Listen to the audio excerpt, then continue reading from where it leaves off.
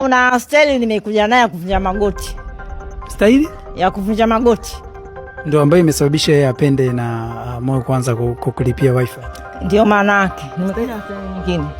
Staili nyingine mpya. Si staili nyingine mpya ya magoti. Mimi staili yangu mpya nyingine ya kuvunja magoti.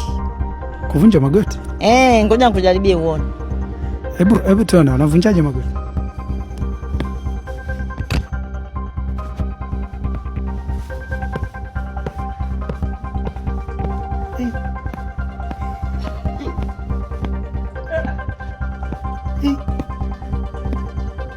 Sasa nini hicho kinalia hivyo? Magoti.